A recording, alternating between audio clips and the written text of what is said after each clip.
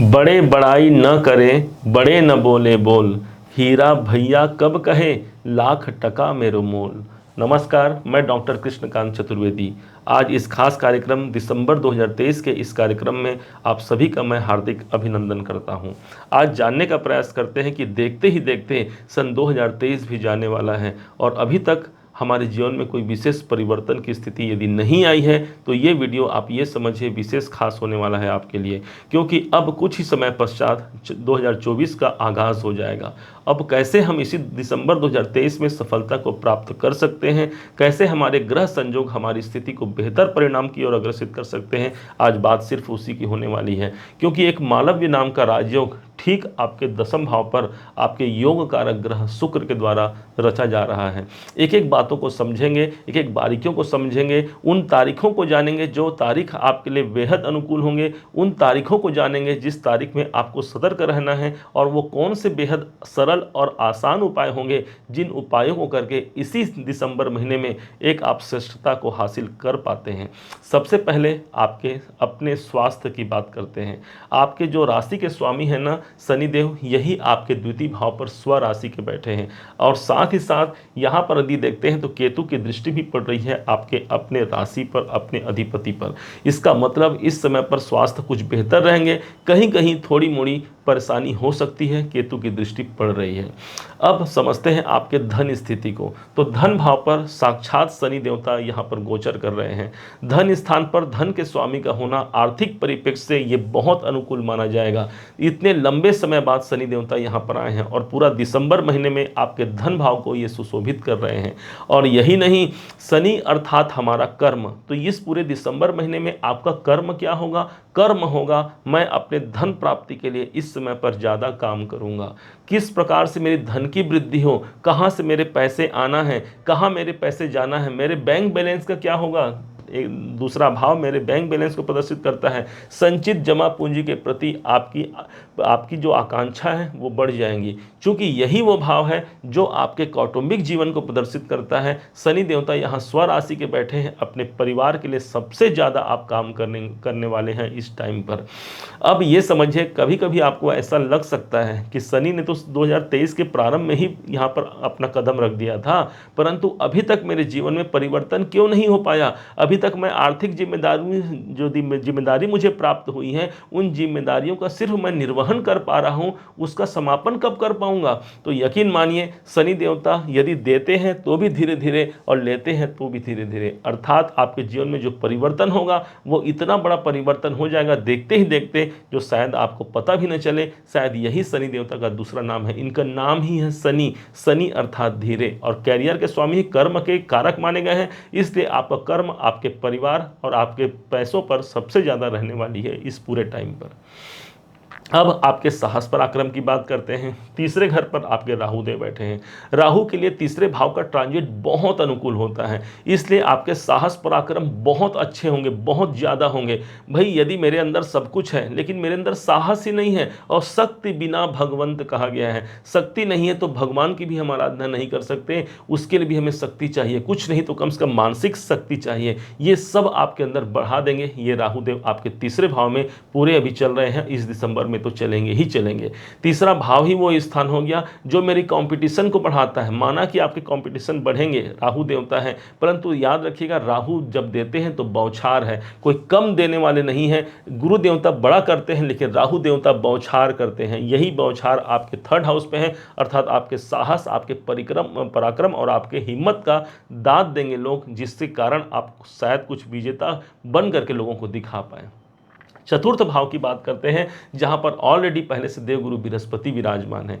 भाई, इससे अच्छा क्या लेंगे कि आपके जीवन में चतुर्थ भाव पर गुरु देवता के बारे में अभी भी हमने कहा कि वो जिस भाव पर होते हैं उस भाव को बड़ा बनाते हैं। आपके प्रॉपर्टी भाव पे हैं, यदि आपके भूमि, भवन, वाहन, मकान संबंधी कोई कार्य करना चाहते हैं, देवगुरु बृहस्पति यहाँ पर विराजित हैं, उससे जुड़ करके काम कीजिए। कोई प्रॉपर्टी संबंधी काम करना है कीजिए, गुरु आपका साथ देंगे। दूसरी तरफ गुरु देवता ही वो ग्रह बन जाते हैं जो हमारे भाग्य को प्रदर्शित करते हैं। हमारे भाग्य की परिकाष्ठा यदि समझनी है तो एक उठा लीजिए देवगुरु बृहस्पति को, और यही गुरु देवता आपके चतुर्थ भाव पर है। माता जी से भी इस समय पर वैचारिक वैमनस्य यदि पहले से चल रहे हैं वहाँ पर अच्छा होगा। माता के स्वास्थ्य में भी निरंतर वृद्धि हो सकती है। सबसे बड़ी बात तो ये हो गई भाई कि अभी गुरु देवता वक्री चल रहे हैं, पूरे दिसंबर तक ये वक्री रहेंगे। वक्री चलना अर्थात इनका जो प्रभाव है वो एक घर पीछे भी चला गया। इस हिसाब से ये अपने जिस भाव के स्वामी हैं आपके तीसरे घर, उस भाव पर भी इनका प्रभाव है। इस कारण से हम बार बार कहते हैं अपने साहस और पराक्रम को बना करके रखिए, कुछ बहुत बड़ा चमत्कार शायद आपके जीवन में जरूर हो सकता है। अब पंचम भाव को देखते हैं। पंचम भाव की स्थिति जहां पर आपके शिक्षा, आपके संतान की बात होगी। पंचमाधिपति शुक्र ही तो है जो आपके कुंडली में इस समय पर आपके राशि चक्र की पत्रिका में ये सीधे आपके दसम भाव पर हैं। दसम भाव वो स्थान हो जो कि मेरे कैरियर का है। आपका मन मस्तिष्क कहाँ चला गया? अपने कैरियर के लिए। आप इस समय पर कैरियर से धन प्राप्त कर पाएंगे। क्यों कर पाएंगे? क्योंकि पंचमाधिपति गए हैं दसम भाव पर। शुक्र हैं जो कि शुक्र धन के कारक माने गए हैं। इस हिसाब से संतान के कैरियर के लिए बहुत अच्छा हो गया। जो आप पढ़ाई कर रहे हैं या फिर जो आपके अंदर शिक्षा या एजुकेशन जो आप लिए हैं उसके अनुरूप आपको जॉब मिल पाएगा।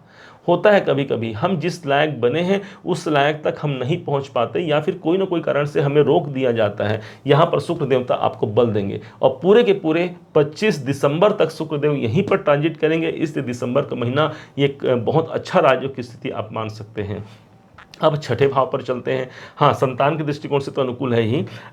इसके बाद फिर छठे भाव पर चलते हैं। छठा भाव वो स्थान हो गया जहाँ पर चंद्रमा बैठे हैं जो आपके सप्तम भाव के स्वामी हैं।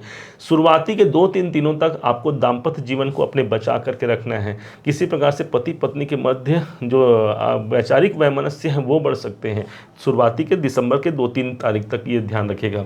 चंद्रमा छठे भाव पर है। इस समय शुरुआती के दिसंबर महीने में आपको चिंता हो सकती है, अपने स्वास्थ्य की चिंता हो सकती है, अपने कर्जों की चिंता हो सकती है या कुछ बाधाएं हैं जिनकी चिंता आपके मन मस्तिष्क में हो सकती है क्योंकि चंद्रमा यहां पर विराजमान है। कहा जाता है चंद्रमा मनसो जाता चक्षो सूर्यो अजायता। इसलिए चंद्रमा मन के कारक है। मन पर आपको नियंत्रण रखना है। कोई विशेष यदि बात आए तो भगवान शिव शंकर पर जल से अभिषेक कर देंगे क्योंकि ये चंद्रमा भगवान शिव शंकर के मस्तक पर विराजमान है। इसीलिए कहा गया है शंभोर मुकुट भूषणम। ये चंद्रमा के मुकुट में आभूषण के रूप में ये समाहित रहते हैं। व्यापार की स्थिति देखा जाए तो व्यापार भाव ऑलरेडी आपके अच्छे कंडीशन पर है, छठे भाव पर आए हुए हैं शुरुआती दिनों पर। अब व्यापार की स्थिति देखा जाए तो इस समय पर आपके व्यापार में आप देख सकते हैं कि आपको संघर्ष करना पड़ेगा। संघर्ष का मतलब ये हो गया कि शनि देवता आपके धन भाव पर है। यदि व्यापार की स्थिति को बढ़ाना है तो कुछ चैलेंजिंग सिचुएशन को हमें अपनाना पड़ेगा और जहाँ हमने उसे अपनाया उसके अनुरूप यदि हमने कार्य किया तो सफलता अवश्य ही अवश्य प्राप्त होगी। हमने पहले ही कहा है कि कर्म के कारक आपके शनि देव हैं, इस समय पर धन भाव पर बैठे हैं और जो आपके दसमाधिपति हैं, जो आपके व्यापार, आपके नौकरी, आपके प्रोफेशन के जो स्वामी हैं वही है शुक्र। इस टाइम पर दिसंबर महीने में तो कम से कम ये स्वराशि मूल त्रिकोण में बैठे हैं, इसलिए बैलेंस बना पाएंगे। अपने व्यापार में कुछ ऊंच नीच की स्थिति चल रही है उससे आप बैलेंस बना पाएंगे। नौकरी इत्यादि में भी कुछ उठापटक की स्थिति चल रही है, कहीं बात बनना कहीं बिगड़ना, तो वहां पर बैलेंस बनेगा क्योंकि ये बैलेंस वाली राशि पर है और उस भाव पर स्वयं है, अपने दसम भाव पर स्वयं है। इसलिए कैरियर में भी एक अच्छे परिणाम निकल करके सामने आ सकते हैं। 25 दिसंबर तक का डेट ध्यान रखिएगा। अब रुकावट की बात करते हैं। भाई अब यदि हमारा जीवन है तो सब तरफ तो अच्छा नहीं होगा, कहीं ना कहीं कुछ रुकावटें भी आएंगी। तो रुकावटें कहाँ से आएंगी? तो सूर्य आपके बनते हैं अष्टमाधिपति। अष्टमेश होकर के सूर्य आपके इनकम भाव पर हैं। अब लीजिए, एक तरफ से तो मंगल स्वराशि के बैठे हैं। अब यहाँ पर सूर्य आपके इनकम को रोकने का प्रयास करेंगे। रोकने का प्रयास का मतलब ये हो गया किसी कारण से हमारे इनकम प्राप्ति में हमें डिले होगा। जहाँ से कुछ प्राप्त होना है, कोई कार्य बनने वाला है, वहाँ से हमको डिले होगा सूर्य वहाँ पर अष्टमेश होने के कारण। परंतु यहीं पर आपके मंगल बैठे हैं, मतलब इनकम भाव के स्वामी इनकम भाव पे बैठे हैं। तो अब मंगल क्या करेंगे? सूर्य को सपोर्ट करेंगे। मंगल आपके स्वराशि के स्वामी हैं, इसलिए आपके मंगल कौन है? आपके हिम्मत है। तो हमारी हिम्मत के द्वारा हम अपने लक्ष्य को प्राप्त करने के लिए प्रयासरत रहेंगे और मंगल आपका साथ देगा क्योंकि ये अपने ही राशि पर बैठे हैं, अर्थात अपने ही घर पर बैठे हैं। मजबूती कहाँ मिल गई? आपको एकादश भाव में मिल गई, जो कि आपके लाभ का होता है, आपके इनकम का होता है। अब आगे बढ़ते हैं, आपके भाग्य के विषय में जानते हैं। हाँ, 16 दिसंबर के बाद चेंज हो जाएंगे सूर्य भगवान और ये चले जाएंगे आपके 12वें भाव में, फिर तो वो लाभ में रुकावट का समय समाप्त हो जाएगा। अब नवम भाव देखते हैं, जहाँ पर केतु देव बैठे हैं। केतु देवता स्वयं आपको स्पिरिचुअल बना देंगे। इस समय पर आप आध्यात्मिकता की ओर आपकी अधिक रुझान हो जाएगी। पूजा पाठ, धर्म, कर्म इत्यादि में आप संलग्न होने का इस समय पर ज़्यादा प्रयास करेंगे। और इस भाव के स्वामी हैं जो आपके भाग्याधिपति हैं, ये बनते हैं बुध। बुध की स्थिति क्या है? बुध आपके 12वें घर पे हैं। यदि आप विदेशों से जुड़ा हुआ कोई कार्य करते हैं, समय अच्छा है आपके लिए। यदि कोई आप आयात निर्यात संबंधी काम करते हैं, समय अनुकूल है आपका। उस कार्य में भी भाग्य आपका सपोर्ट करेगा। पिता के स्वास्थ्य में नरमा गर्मी हो सकती है। पिता के कारण चिकित्सालय संबंधी व्यय हो सकते हैं 13 दिसंबर तक। जैसे 13 दिसंबर का डेट आता है, उसी 13 दिसंबर के दिन से ही यही बुध आपके वक्री हो जाएंगे। मतलब ये आपके इनकम भाव को भी दिखाएंगे। मतलब बैठेंगे तो आपके 12वें घर पर, लेकिन इनकम भाव पर भी इनका प्रयास रहेगा। अर्थात भाग्य से ही मुझे इनकम की प्राप्ति हो जाएगी 13 दिसंबर के बाद की बात की स्थिति जो रहेगी। फिर अपने आप बुध देवता वक्री अवस्था में ही वृश्चिक राशि पे आ जाएंगे, मतलब आपके एकादश भाव में आ जाएंगे। जब यहाँ आ जाएंगे तो इसका मतलब तो साफ साफ यही हो गया कि मेरे योग कारक ग्रह इनकम भाव पे गए हैं। मतलब मुझे भाग्य से ही पिता के द्वारा, उच्च अधिकारियों के द्वारा, या किसी से मुझे प्राप्त होना है, कोई काम आपका अटक रहा है, वो सब काम बन सकते हैं 13 दिसंबर से 27 दिसंबर तक, क्योंकि 28 दिसंबर को ये पुनः फिर से मार्गीय अवस्था में आ जाएंगे। हाँ, आ जाएंगे। अब इसके बाद समझिए आपके इनकम भाव को हमने समझा व्यय। अब देखिए लाभ हमारे जीवन में है तो व्यय भी जरूर होगा। अब व्यय भाव के स्वामी देवगुरु बृहस्पति हैं और बुध वहाँ पर बैठे हैं। गुरु की स्थिति कुछ इस प्रकार है, चतुर्थ में। तो ये व्यय क्या होगा? व्यय हो सकता है, खर्च हो सकते हैं, प्रॉपर्टी संबंधी कार्य में खर्च हो सकते हैं। कुछ घर में नवीनीकरण करना है, कुछ घर में नया सामान लाना है, या घर में कोई आवश्यक कार्य करना है, कुछ मांगलिक कार्य करना है, उस पर धन खर्च होने की संभावना बनती है, क्योंकि आपके 12वें घर के स्वामी आपके चतुर्थ भाव पर आए हैं। ओवरऑल दिसंबर का महीना बहुत अनुकूल जाने वाला है। कुछ बातों को ध्यान में रखना होगा, जैसे कि शुभ तारीख और शुभ आपको समय ध्यान रखना होगा। तो शुभ तारीखों को बड़े ध्यान से समझिएगा। दिसंबर महीने में 11 दिसंबर, 12, 16, 17, 19, 20 और 21 दिसंबर आपके लिए शुभ और कल्याणकारी होंगे। इसके विपरीत जहां पर आपको सतर्क रहने की आवश्यकता होगी, 4 दिसंबर, 5, 6, 14, 22, 23 और 31 तारीख को आपको सतर्कता से परिपूर्ण रहना होगा। यदि आवश्यक कार्य इस तारीख को यदि करना होगा तो अपने गुरुवर के आशीर्वाद से अथवा अपने इष्ट देव की कृपा से आप वो कार्य कर सकते हैं, आपको सफलता जरूर मिलेगी। इसके बाद आपको कौन से उपाय किए जाएं जिससे हमारे जीवन में श्रेष्ठता आ जाए इसी दिसंबर महीने में? तो ध्यान दीजिएगा, आपके जो राशि के स्वामी बनते हैं यही बनते हैं शनि जी महाराज। और शनिश्चर के इस समय पर शनि देवता की आप पूजा आराधना कर सकते हैं। ओम सम शनिये नमः का जाप कर सकते हैं। पीपल वृक्ष की पूजा कीजिए इस दिसंबर के महीने में। पीपल वृक्ष में जा करके कुछ तेल लगाइए पीपल वृक्ष में, तो वहाँ से आपको कुछ अच्छा बेहतर परिणाम निकल करके आएगा। क्योंकि हनुमान जी महाराज ने आशीर्वाद दिया है हम लोगों को कि जो व्यक्ति शनिवार के दिन पीपल वृक्ष में तेल अर्पण करता है उसके सभी कामनाएं भगवान मैं स्वयं सिद्ध करता हूं। अर्थात हनुमान जी महाराज स्वयं सिद्ध करते हैं। शनि की कृपा तो मिल ही जाती है, साथ ही साथ साक्षात हनुमान जी की कृपा प्राप्त होती है। इस समय पर आप सुंदरकांड या हनुमान चालीसा के पाठ से भी अपने जीवन को बेहतर बना सकते हैं।